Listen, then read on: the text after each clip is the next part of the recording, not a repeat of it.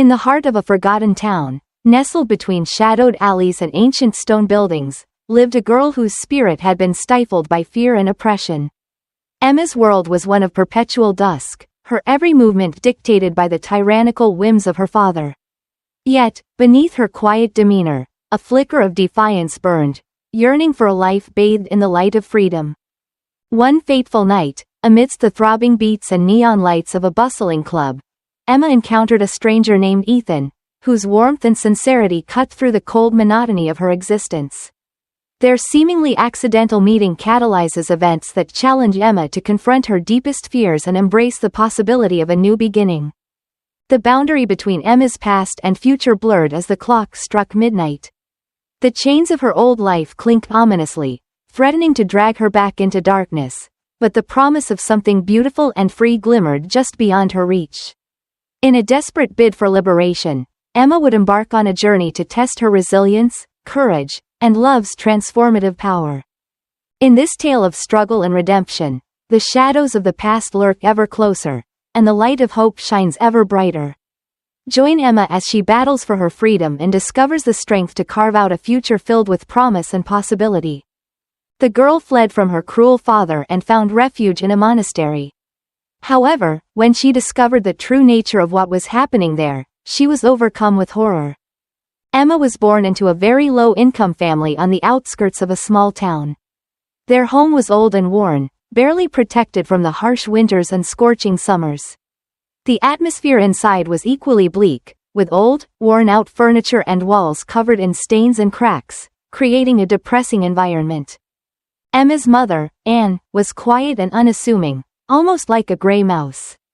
Her eyes were always cast downward, and her voice was so soft that hardly anyone ever heard her.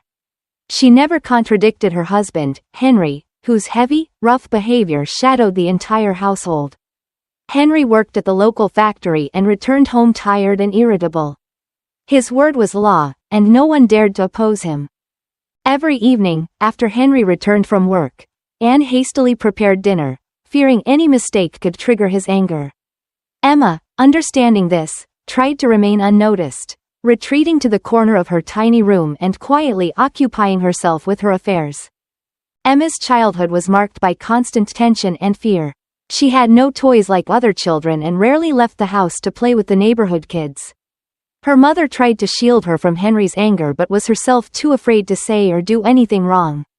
However, Emma found solace in her studies, eagerly absorbing knowledge to distract herself from the harsh reality of her life. Teachers at school praised her diligence and thirst for knowledge, but her achievements went unnoticed at home. Henry believed that a girl didn't need much education, as her future was predetermined in his eyes. To marry and take care of the family, just as Anne did. The only place where Emma felt safe was the local library. She spent hours there, reading books and immersing herself in worlds where people were kind and just and always had hope for a better future. This gave her the strength to endure her daily trials and dream of a life full of light and joy. Years passed, and despite the difficulties, Emma remained strong. She learned to overcome fear and find joy in small things, continuing to hope that one day, her life would change for the better. Her tough childhood hardened her character, making her determined and goal-oriented, ready to fight for her happiness. One day, Emma's family started their routine like any other.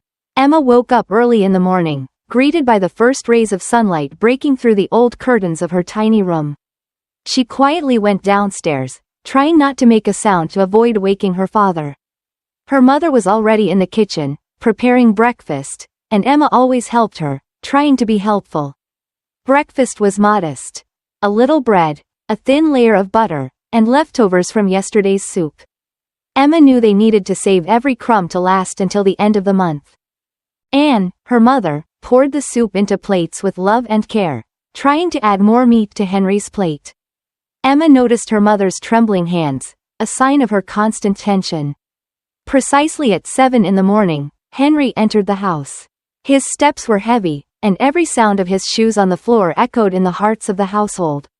He stopped at the kitchen doorway, surveyed everyone with a cold look, and sat at the table without saying a word. Emma and Anne also took their places, trying to be as quiet as possible. "Where's my coffee?" Henry asked abruptly, without lifting his eyes from his plate. Anne quickly jumped up to pour him freshly brewed coffee. Emma saw her mother trying not to spill a drop, knowing that any mistake could lead to Henry's anger. Breakfast passed in tense silence. Henry ate silently, occasionally throwing discontented glances at his wife and daughter. After eating, he threw the spoon on the table and got up. "Emma, bring me my bag," he ordered. Emma quickly got up and ran to fetch the bag. Henry was already standing at the door when she returned, ready to leave for work. He took the bag from her without saying a word and walked out the door. Only after he left did the atmosphere in the house become a little easier to breathe. Anne sighed with relief and tried to smile at her daughter, but the smile came out sad and strained. The day she dragged on slowly. Emma went to school, where lessons awaited her, along with rare moments of joy in the company of her friend Grace. She felt a little freer at school, although the shadow of fear always remained with her. Seeing her friend's sadness, Grace tried to cheer her up by telling her about her adventures and plans for the weekend. But Emma knew she would encounter the same oppressive atmosphere upon returning home. Henry returned home in the evening, as always, in a bad mood.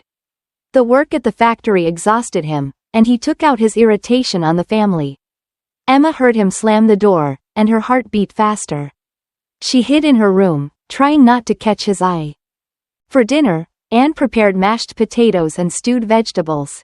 Henry sat at the table and began eating without saying a word. Suddenly, he stopped, put down his fork, and looked at Anne. "What is this crap?" he asked disdainfully. Anne paled, her hands trembling. "Sorry, Henry, this is all we have," she said. Henry abruptly stood up, pushing the chair so hard that it fell to the floor. "You can't even cook a decent dinner," he shouted, grabbing the plate and throwing it against the wall. Anne cringed in fear, and Emma hid behind the door of her room, afraid to even breathe. She heard her father yelling at her mother, blaming her for all their troubles, and Anne trying to calm him down, apologizing and begging for mercy. Emma closed her eyes and hugged tightly, trying not to hear the screams. These moments were the scariest in her life. She felt helpless, not knowing how to protect her mother and herself from her father's anger. Tears streamed down her cheeks, and she prayed for it all to end soon. When everything quieted down, Emma came out of her room and saw her mother sitting on the floor, picking up the broken plate pieces. Her eyes were red from tears, but she tried to hide her pain. "Mom," Emma called softly. Anne looked up and tried to smile. "It's okay, dear, go to bed," she said, but her voice was weak and broken. Emma returned to her room, but sleep did not come. She lay in the darkness, thinking about how they could escape from this hell. She dreamed of a future without fear or pain, where she and her mother could live happily. These dreams gave her the strength to keep living despite her trials. Henry's tyranny continued daily, but Emma didn't give up. She knew that one day, she would find a way to break free and give her mother and herself a new life. Hope grew in her heart, and she believed that the darkness would dissipate one day, giving way to light and happiness. Emma's birthday came quietly, without any hint of celebration. The only sign that the date was particular was hidden in her heart, the hope she didn't dare to express aloud. Deep down, she dreamed of a little celebration, even with just one friend, Grace, who could share this day with her.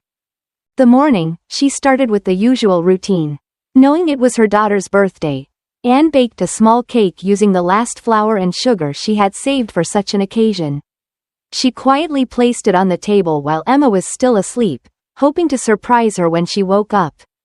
When Emma entered the kitchen, her eyes fell on the cake adorned with just a few candles. Her eyes lit up, and momentarily, the room seemed filled with the illusion of joy. "Happy birthday, dear," Anne said softly, hugging her daughter. "I want this day to be good for you." Emma smiled, her heart filled with warmth. She felt how important this moment was for her mother, who tried in any way to protect her from the heavy atmosphere of their home. "Thank you, Mom. This is wonderful," Emma whispered, touching the cake with her fingertips. Anne smiled, but there was a shadow of concern in her eyes. She knew Henry disapproved of unnecessary expenses, even if it was their daughter's birthday. "You should call Grace and invite her over. We can celebrate a little," Anne suggested, hoping to dispel the gloomy atmosphere. Emma hesitated. She dreamed of seeing Grace, but fear of her father's reaction held her back. Finally, gathering her courage, she timidly asked her father for permission to celebrate the day at a cafe. Celebrate? Why? Are we billionaires? Henry retorted sharply. Invite her over if you must. Anne will make something. Nothing expensive. Emma blushed, shame making her lower her gaze. She didn't want Grace to see their poverty or hear her father's rudeness. She decided not to invite anyone. What was supposed to be a birthday celebration became an ordinary day filled with silence and despair. Emma sat by the window, watching the passers-by and dreaming of another life she saw on TV shows and read about in magazines. Her friend, who could have shared this day with her, remained in her world, where there was no place for fear and humiliation. By evening, Emma quietly blew out the candles on the cake, making a wish alone. Her wish was simple: to find the strength to change her life, to leave behind the shadow of the tyrant that poisoned her every day. As darkness swallowed the city and the streets were drowned in the flickering light of rare lanterns, Emma's room remained silent. Suddenly, the phone rang, the light from the screen illuminating the room in flashes. Emma struggled to make out the name on the display: Grace. The girl's heart raced in anticipation of something unpredictable. "Hey, Mari, what are you sulking about again?" Grace's cheerful and slightly mocking voice rang out. "Hi," Emma replied, sounding dejected. "Just can't fall asleep." "Well, listen, I've been thinking about your birthday. Man, how could you spend it so boringly? I will throw you a party to make you forget everything." Emma shivered, trying to imagine what her unpredictable friend had in mind. "And what did you come up with?" she cautiously asked. "The plan is genius and simple. Tomorrow we're going clubbing at the other end of town. Everyone's gathering there. You know, I got in touch with this guy from security. He'll let us in without any problems." Grace spoke energetically, and Emma felt excitement engulfing her. "Grace, but you know my dad. If he finds out, I'm screwed," Emma murmured, feeling fear grip her. "Forget about him. He won't find out anything. You'll return home by morning, and he won't even realize you've been out. Damn, you deserve a decent party at least once in your life." Grace's voice was so confident and challenging that Emma's resistance began to melt away. Emma wanted this: to immerse herself in a world where her father didn't exist, where she could forget about endless restrictions and just be herself. "All right, okay, I'm in," she finally said, taking a deep breath to push back her fear. "That's the spirit. Be ready by 2 in the morning. I'll borrow my dad's car, so hurry up and be quiet," Grace commanded. Emma lay in bed, curled under the heavy blanket, every nerve tense with anticipation. At 2 a.m., her phone jolted with an incoming message, breaking the room's silence. Her heart skipped a beat. It was Grace. Emma read the message. "Hey, are you ready? I'm almost there. Hurry up, don't make me wait." Emma quickly replied, her fingers trembling with excitement and fear. "I'm coming." She carefully slipped out of bed, trying not to make a sound. She changed into dark jeans and a sweater and threw her phone, wallet, and keys into a backpack. Her heart was pounding like crazy. Emma glanced around her room, shrouded in darkness, and momentarily wondered if it was worth risking everything. But without her father's shouts, the thought of an evening of freedom convinced her. She approached the window and carefully opened it. Grace's dark figure was already waiting for her. Her friend nervously glanced at her watch, clearly not in the mood. "Finally, were you getting ready all night?" Grace called out as Emma carefully descended the stairs. "Sorry, didn't mean to keep you," Emma whispered, approaching closer. "Okay, let's hurry. Everyone's been waiting for us. Do you even realize how awesome it's going to be there?"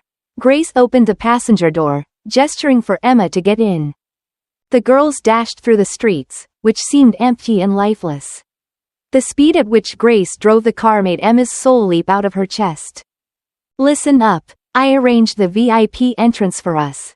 There are no lines, and we're straight to the dance floor," Grace proudly announced, shifting gears. "Wow, I'm so grateful to you for organizing all this," Emma said, trying to hide her nervousness while looking out the window. Her sincerity was evident in her words. "Yeah, easy. Remember, you're with me tonight, so don't think about getting bogged down. I don't want anyone ruining my evening with their drama, Grace replied sternly, paying minimal attention to the road. I got it. I won't do it, Emma replied quietly, feeling the excitement grow with each passing minute. They parked at the club's entrance, where a crowd had already gathered. Grace led Emma past the huge line, nodding to a familiar security guard who let them in without questions. See how easy it is when you're with me. Grace smiled as the crowd roared and the music engulfed them. When they stepped inside, Emma watched the flashes of light, feeling adrenaline course through her veins. This night, she was promised to be loud and unforgettable.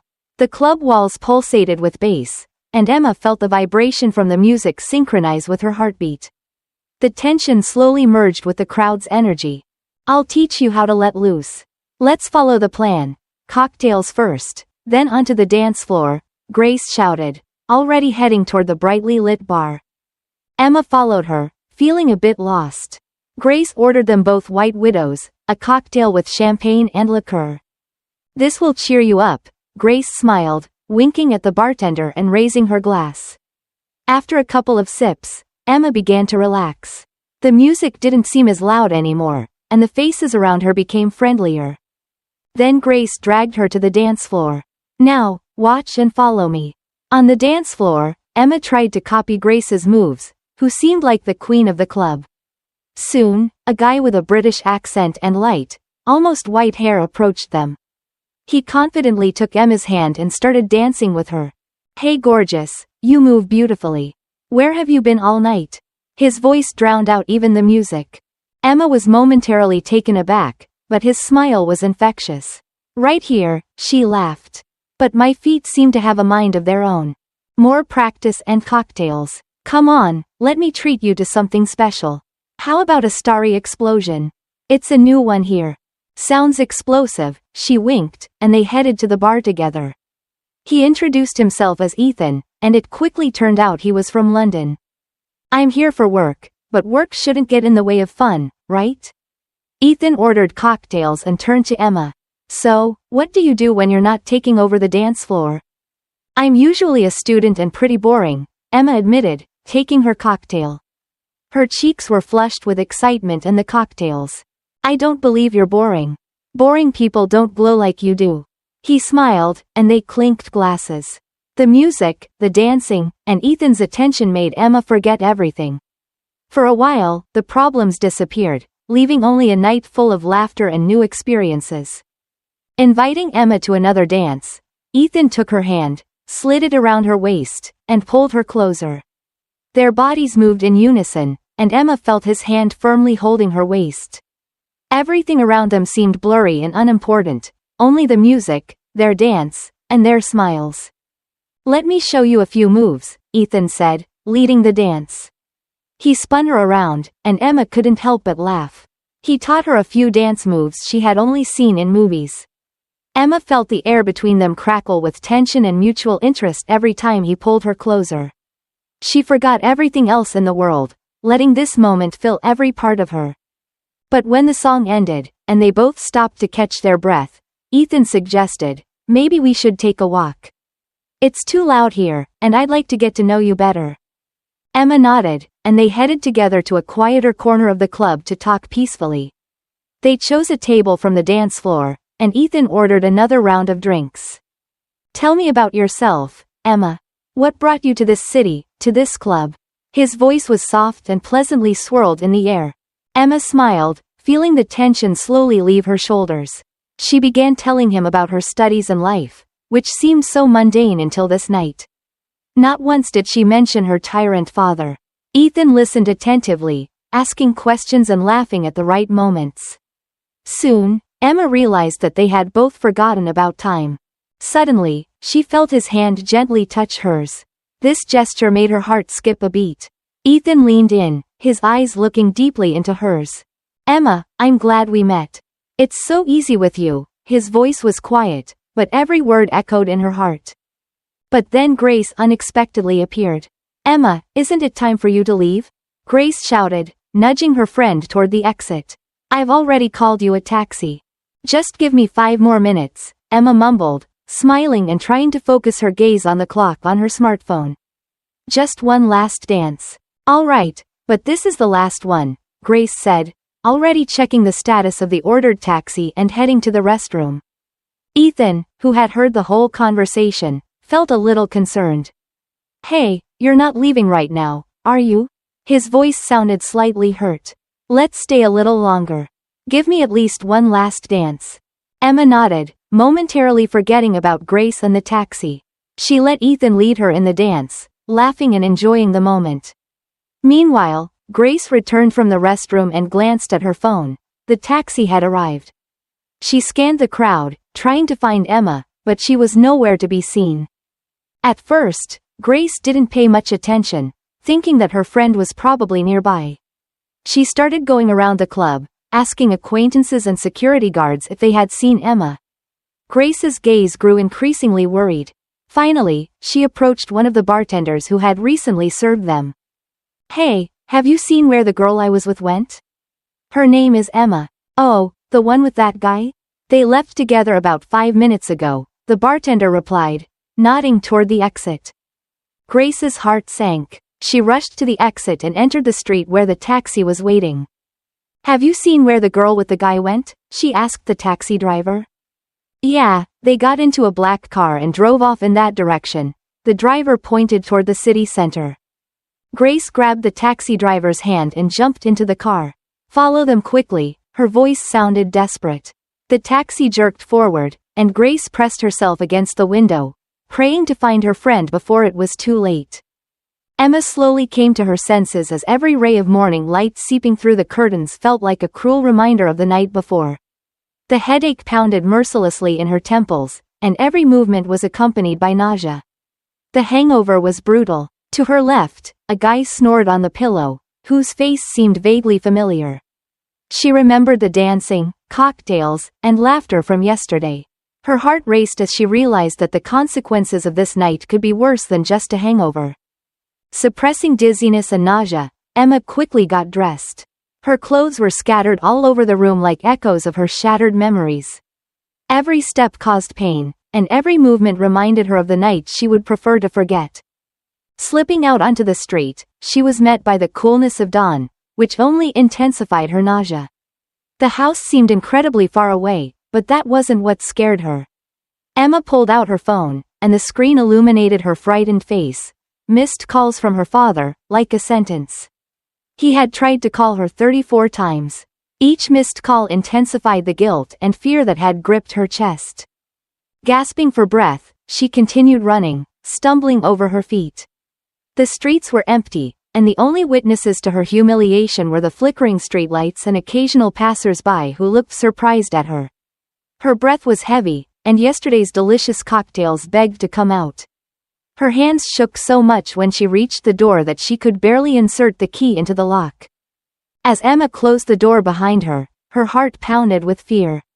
The silence in the house was a harbinger of a storm she knew would come soon.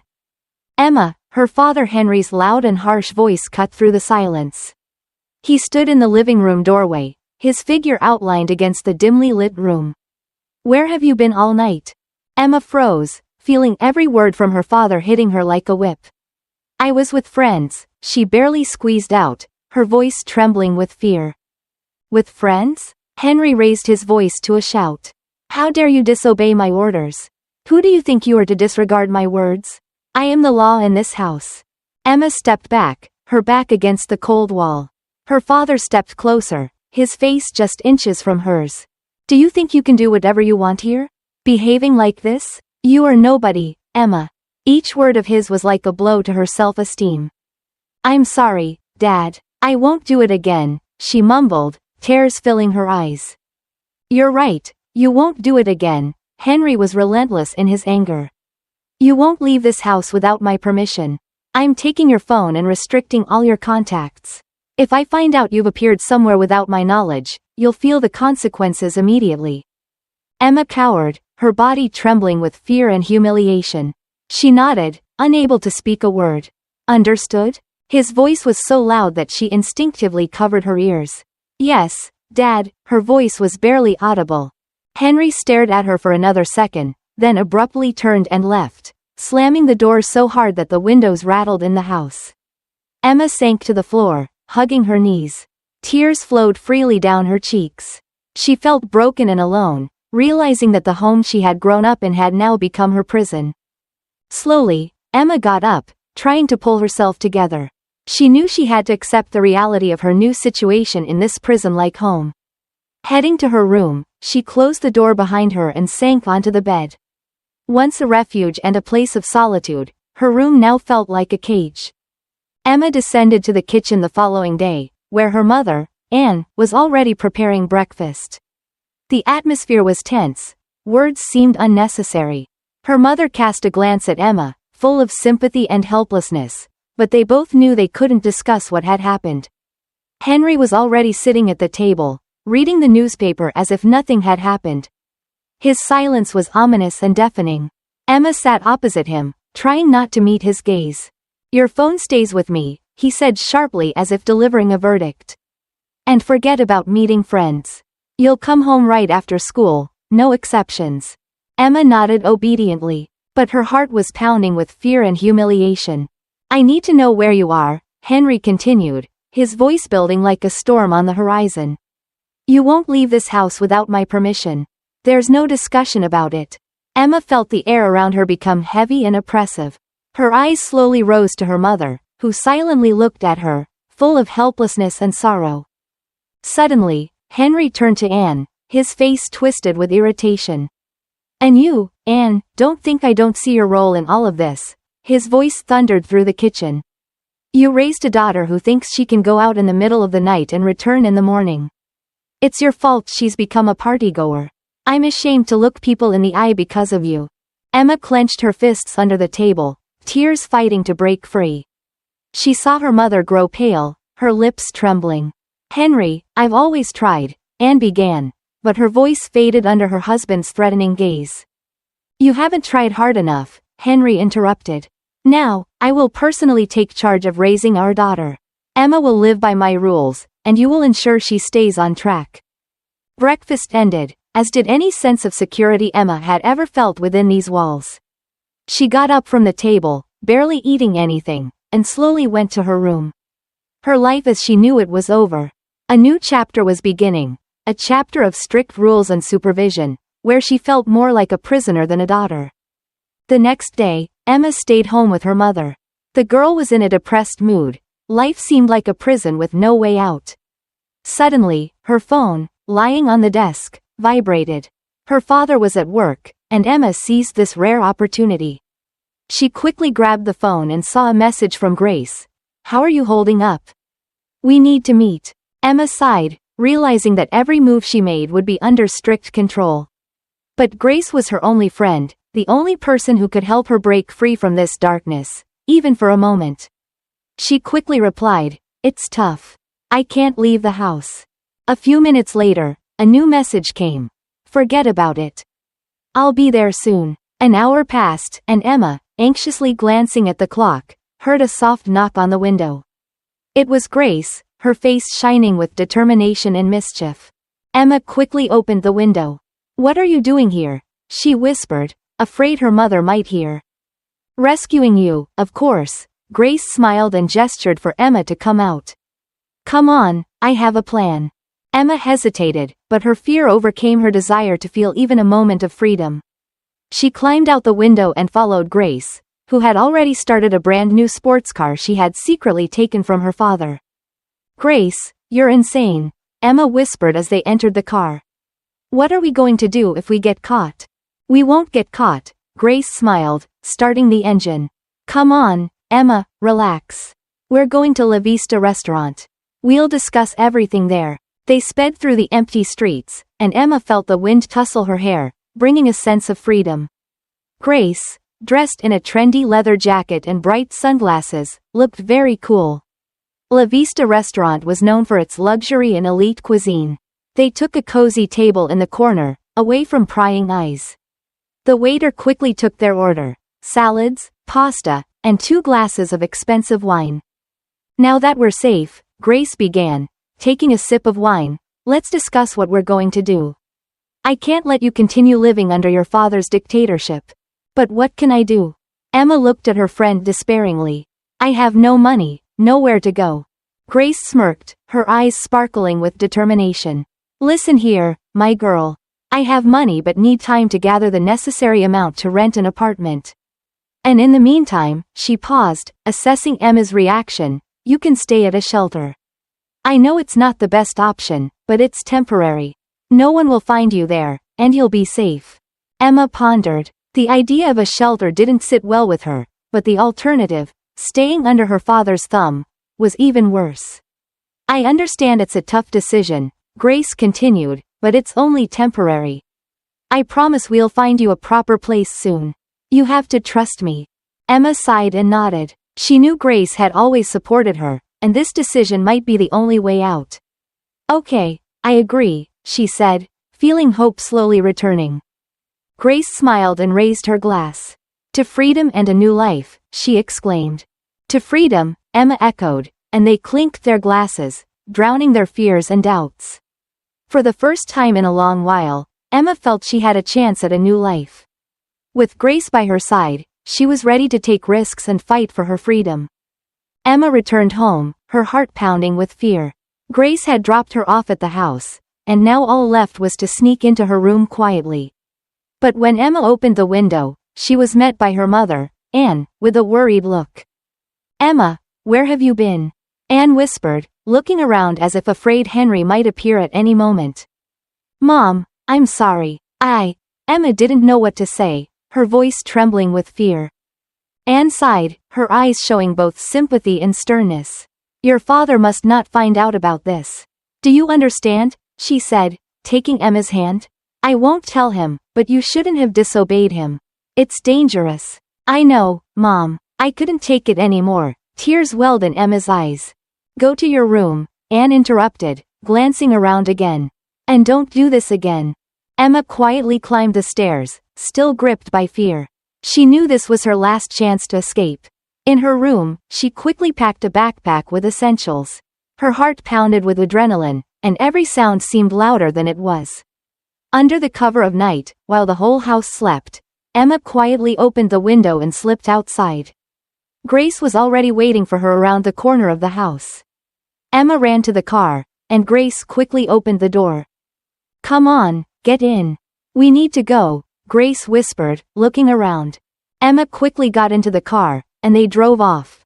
The road seemed long and tense, but Emma felt she was making the right move at that moment. She knew she had no other choice. Are you sure this place is safe? Emma asked, breaking the silence.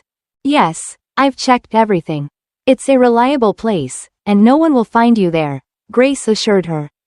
Besides, it's temporary. I'm already looking for an apartment, and as soon as I gather the necessary amount, we'll move you. Emma nodded, trying to push away all doubts. She knew she had no other choice. When they arrived at the shelter, the dark figure of the monastery loomed against the night sky. Grace stopped the car and turned to Emma. This is your temporary shelter. I'll stay in touch and come for you as soon as everything's arranged, she said, handing Emma a small mobile phone. In case you need help. Thank you, Grace. Emma hugged her friend tightly, feeling a mix of fear and hope.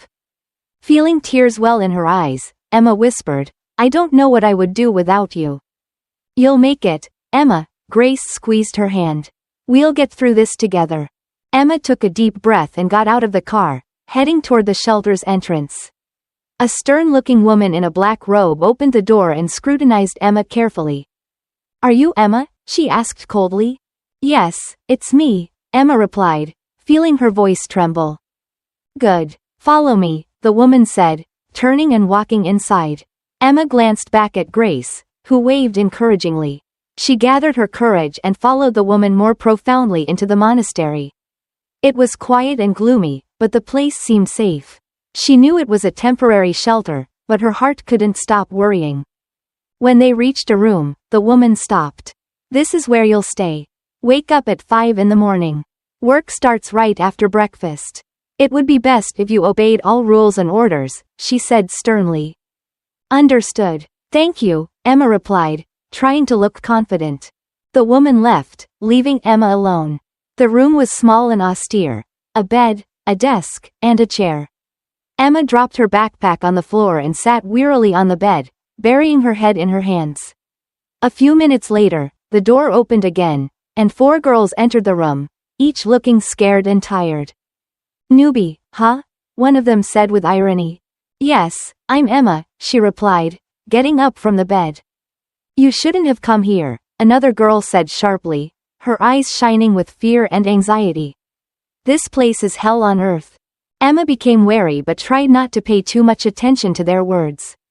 She knew she needed time to understand what was going on. "All right, girls, let's leave her alone," said the oldest. "We'll see how she handles it tomorrow." The night she was passed restlessly. Emma woke up to the sound of a bell and felt someone shaking her shoulder. She opened her eyes and saw an old nun with a stern face above her. "Get up, it's time to work," she said roughly. "Everyone, get ready. A truck will be here for you soon." Emma quickly got dressed and went outside with the other girls. An old truck was waiting for them. They immediately climbed into the back, and the car started moving. As they drove to the farm, Emma nudged the girl beside her and asked, "Where are we going? Why do we have to work?" "Shush, be quiet. God forbid Mother Superior hears you." "That's it, don't talk to me anymore," the girl whispered urgently. The rest of the journey was spent in eerie silence. Upon arrival, the girls were divided into groups and given instructions. Emma was assigned the most challenging work. Her first task was to carry sacks of feed for the livestock.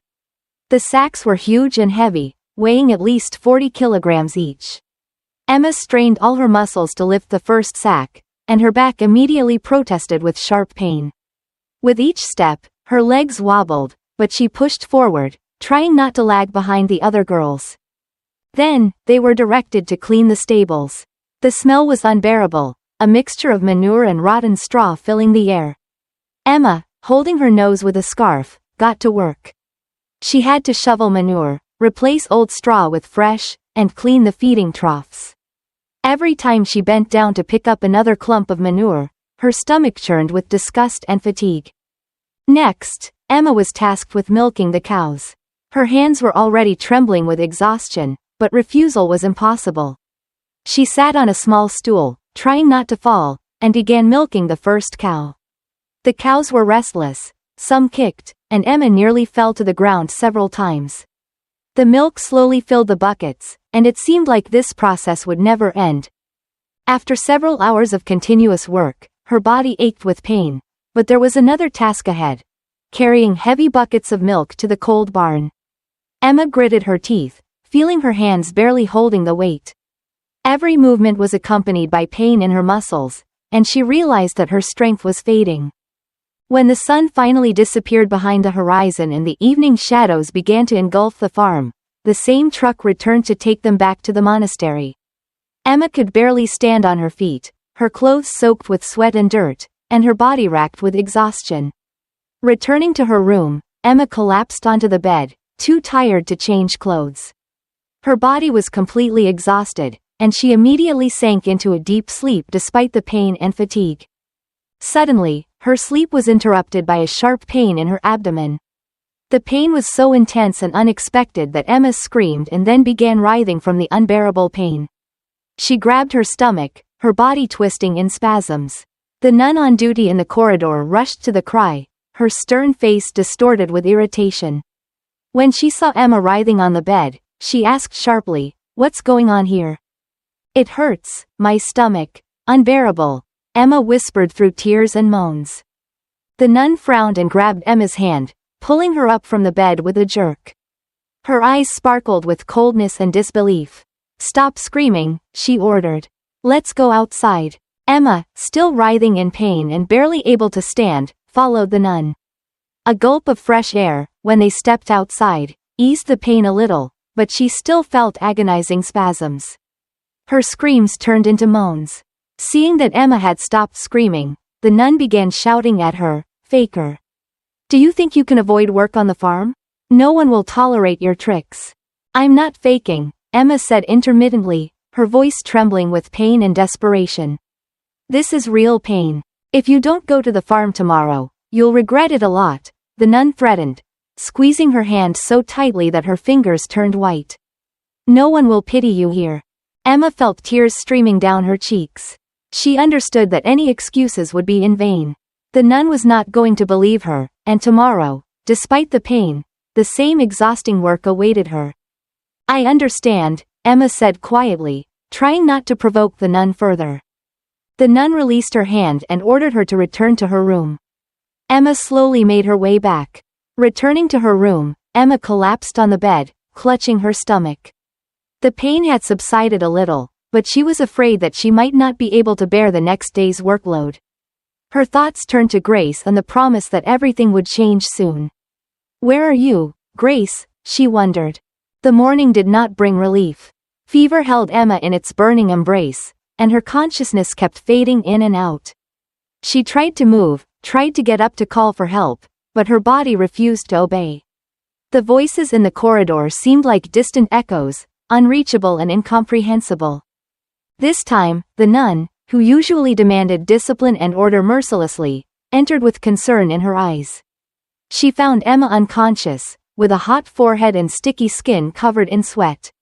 This is your punishment, sinner, she muttered, weighing the consequences of her possible punishment. Deciding more quickly to hide the consequences of her inaction than to seek help, the nun grabbed Emma's hands and dragged her into the dark corners of the basement. After throwing her onto an old mattress in the corner, the nun disappeared, leaving Emma in complete darkness. Returning to the other girls in the shelter, the nun falsely announced that Emma had run away. It's better this way for everyone, she said. No one dared to ask questions. Fear of the nun was stronger than feelings of pity. Meanwhile, Grace faced her difficulties. Despite the considerable pocket money her parents gave her, it was not enough to rent an apartment. Her irritation grew with each passing day until suddenly, a call came from Ethan. Hello? Grace answered sharply, not hiding her annoyance. Hi, it's Ethan. Hi, we don't know each other, but I'm looking for Emma. I was with her that night at the club, and then she disappeared. I haven't been able to find her anywhere for a week. I've used all my connections, but she's vanished. I haven't lost my mind. I remember this girl. Help me find her. Grace frowned, trying to remember his face, but all that remained in her memory was a vague recollection of that night. Listen, I have no idea who you are, and honestly, I don't care. If you want to find Emma, help me, and I'll help you. Be a man. Ethan didn't expect such a reaction, but his determination to find Emma was more substantial than his resentment. All right, I'll help you, but only for Emma's sake. What do we need to do? Okay, let's meet at the cafe on Rosewood Drive in an hour.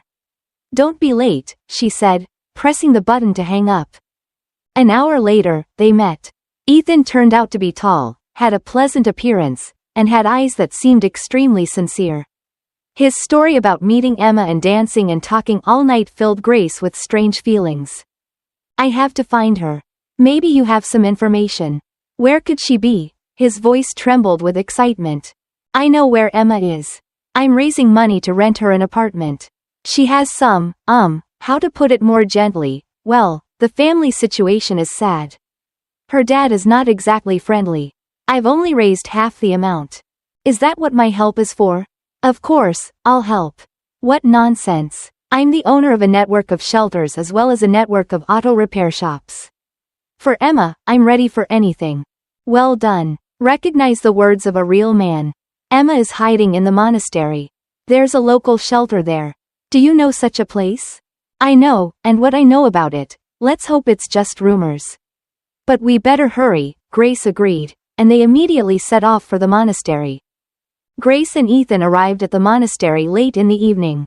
The ancient stone walls, entwined with ivy, looked ominous and impregnable, and the heavy wooden gates were closed. They approached the massive door and rang the bell. A nun in traditional robes appeared a minute later, her face stern and unyielding. Hello, we're looking for Emma. She recently came to you, Grace began quickly. I'm sorry, but you're mistaken. Emma left the monastery yesterday, the nun replied coldly. Grace and Ethan exchanged glances, bewilderment and disappointment evident in their eyes.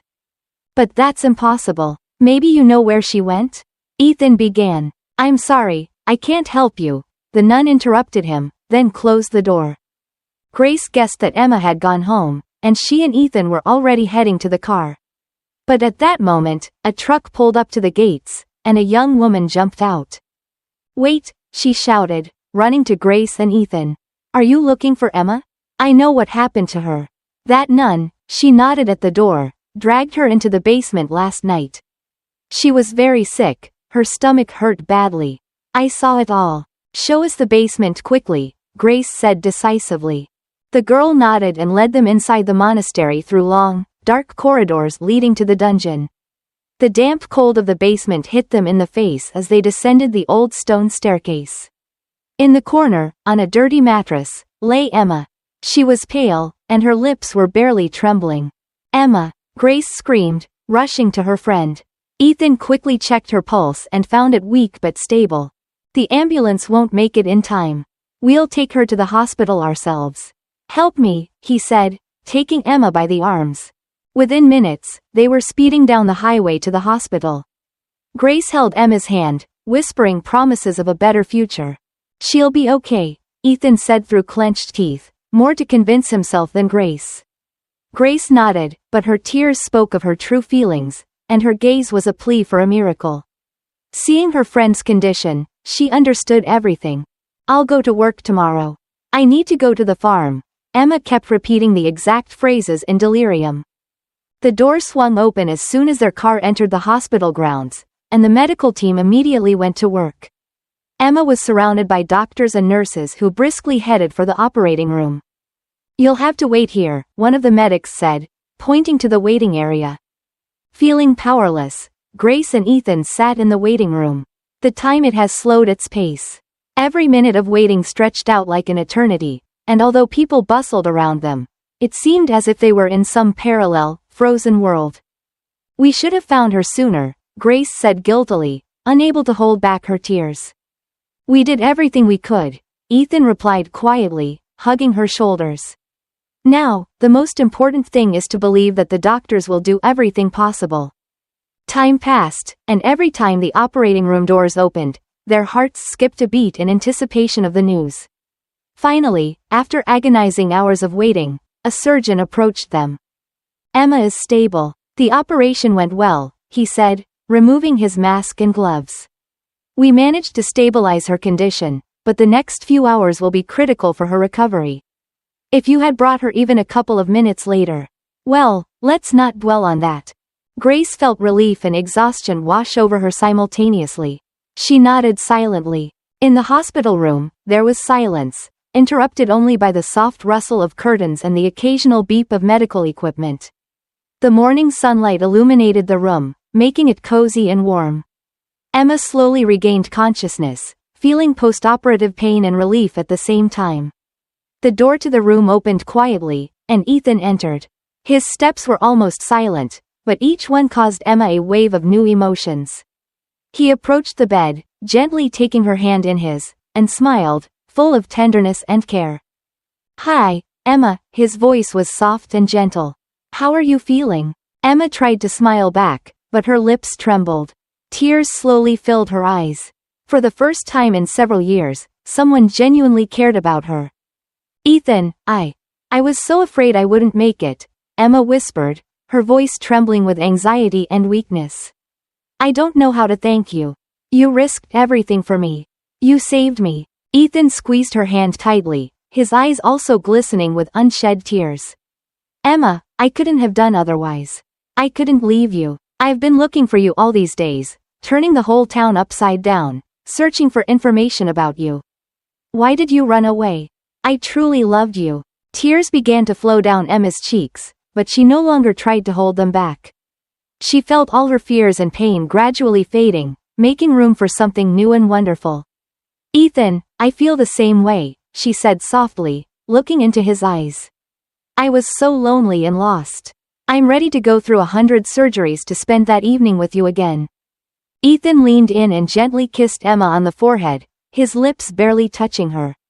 But for Emma, it was like a touch of salvation and protection. Don't be afraid of anything or anyone anymore. I'll take care of everything. Trust me, no one will ever hurt you.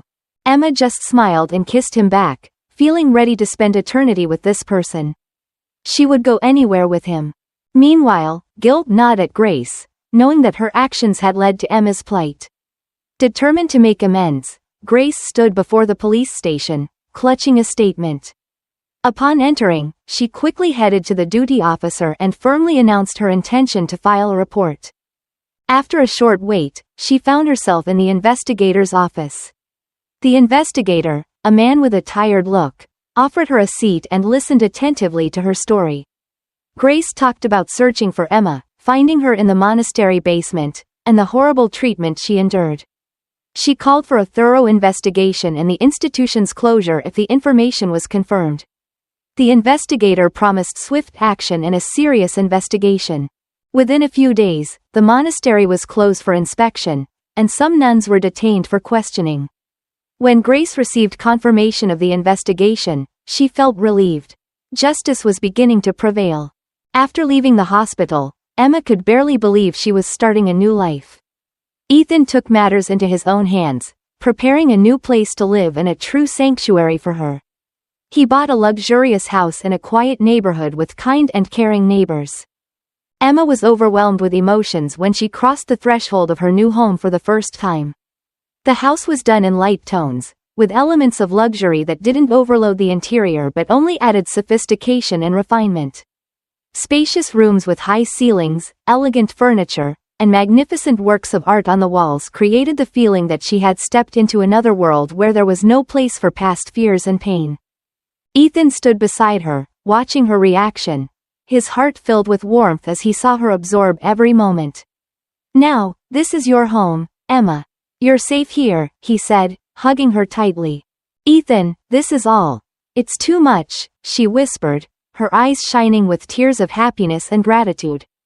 "Nothing can be too much for you," he replied confidently. But it wasn't all that simple. Emma's heart still weighed heavily with the past. However, Ethan had taken care in advance to ensure her recovery went as smoothly as possible.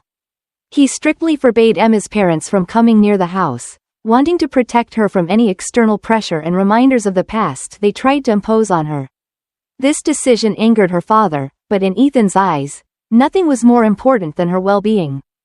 "You deserve to start over," he said, looking her in the eye convincingly. Emma nodded, clinging to him. Her fears gradually left her, giving way to a feeling of confidence and peace. She was home, in a real home, where Ethan's love and care became a fortress for her. Emma's story is an emotional journey of struggle, hope, and the power of love. It is a clear testament to the human ability to overcome the most difficult circumstances to find light and freedom. 1. Oppression and struggle. The story begins with a bleak picture of Emma's oppressed life under her father's brutal control.